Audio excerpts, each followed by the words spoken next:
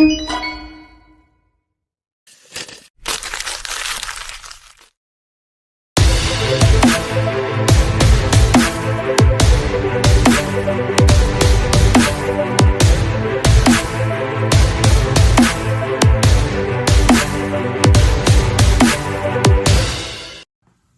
hello. Today, let's talk about trust. You've heard me a lot, and I'm sure other coaches and trainers as well, talk about the fact that people typically buy from us because they like us and they trust us. And we talk a lot about likability and how do we achieve that, but do we talk enough about how to build trust? We say you need to be trustworthy, but what does a salesperson do to do that? So that's what I want to broach today in our topic, is to just briefly, and again, this is not an encyclopedia of everything you can do, but I just want to cite several things that are simple and easy to do that will help you to build trust, because we need to realize that most of us as salespeople, we start a sales call underwater simply because of the fact that there's been so many bad actors that have come before us in the selling profession. And so, sometimes we need to work real hard just to get out of the hole. So let's talk about several things. I want to talk about 3 or 4 things here in the short time that we've got. First off is the way I would word it is, we need to, as we're talking to that prospect, we need to make wise choices of what we say, even when it's not in our favor. Now, you might not think about that, but you realize what a prospect will feel when you or I go out and discuss something and we talk about something that would make the sale smaller, or something that they really don't need, that we let them know that they don't need that. Let me give you an example where you can flesh this out a little bit. A few years ago, I had a customer who bought a dozen books of mine, and so they shipped out, and it wasn't but a few days later that I was contacted by this customer, and he just didn't really know what to say other than, hey, I ordered 12, I only got one, and the packaging looked like it had come from Afghanistan. And so something had happened, as often happens in shipping, that messed this guy's order up. And so, he said, what are you going to do? And I said, well, very simply, first I'm going to apologize to you, although it wasn't my fault that happened, but I certainly will take responsibility for that. And what I'll do is before they close this afternoon, I'll get another dozen books coming your way, and I'll put them in overnight shipping, which, as you know, costs more. And I normally don't do that with customers. I don't send them on overnight. So I paid the extra freight to do it overnight. I said, plus, in addition to that, I'm going to send your money back. And so I went above and beyond what was really expected. His expectation was just make it good and get me my books. But what I did was just took that extra step, even though it wasn't in my best interest. Obviously, I lost money on that transaction. But remember, in business, your reputation is everything. So think about that as you're trying to build trust. Now, I suspect that once I did that fella trusted me pretty well. And I don't know how many other people he may have mentioned me to that ended up buying a book or using me for some kind of training or whatever. So that's the first point. The second one is really start listening. And I've mentioned this before, but really listen to your prospects without interrupting them or without judging them. If you think about it this way, the word listen, the letters that make up the word listen are the same letters in the word silent.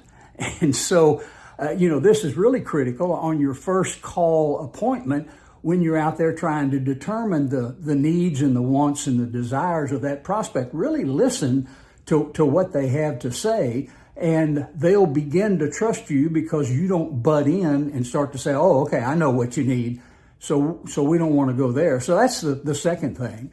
And an example, I guess, of that is that I always, when I was selling, when I showed up for that first sales call, that initial appointment, right off the bat, I would say, look, I'm not here to give you a sales pitch. What I'm here for initially is I want to be able to ask you a few questions over the next few minutes to try to determine what you really need, what you really want, and then we can just kind of shake it out from there. Fair enough?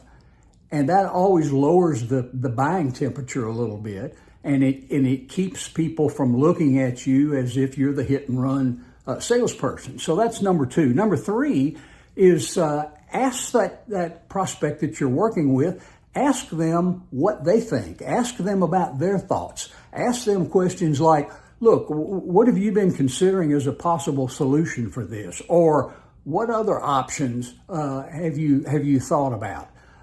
So, remember, there's just no need for you to, even though you might be an expert, there's no need for you to be a know-it-all when you're talking to that prospect.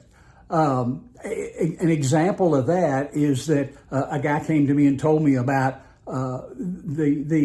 doing that in he was in the pest management business, and he was out following up on a termite lead, and there was termites in the mother-in-law suite of this fellow's house, and so he went out there and talked to him about that, and in the conversation he did what I just mentioned.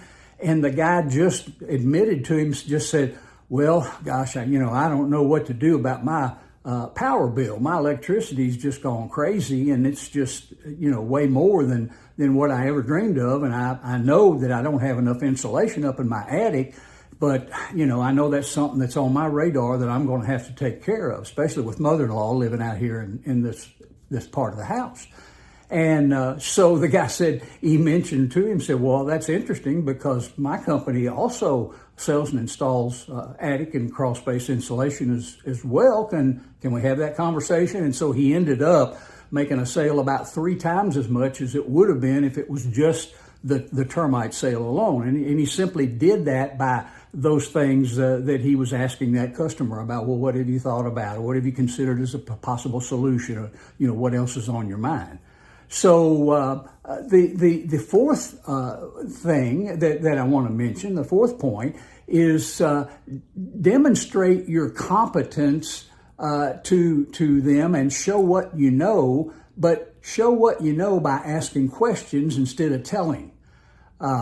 People don't like to be told, even though they want information. They don't like somebody sitting there saying, you need this, and we got to do that, and we got to do this. So, what did you try yourself before you gave up and called us? Would be a good question to ask.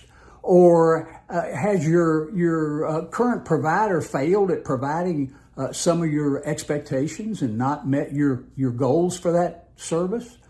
So that's another thing that you can do that will help to build trustworthiness, because then in doing those 4 things that I just mentioned, you end up having a customer that's thinking, wow, this guy's not so bad, or this lady's not so bad. She's not like, or he's not like the other salespeople that I've run into. I like this guy, but also I think I might be able to trust him. And so it certainly will make some inroads. Whether you become completely trustworthy at that point, you certainly will be on the right path to go there. So just remember, the subtitle of my book, Sell is Not a 4-Letter Word, the subtitle of that is that earning above average income while maintaining your integrity. Integrity is a big thing. And again, remember, when selling and in business, your reputation is everything. So I hope that selling point will make sense and will give you some ideas about how to earn and build and maintain trustworthiness. Have a great sales week.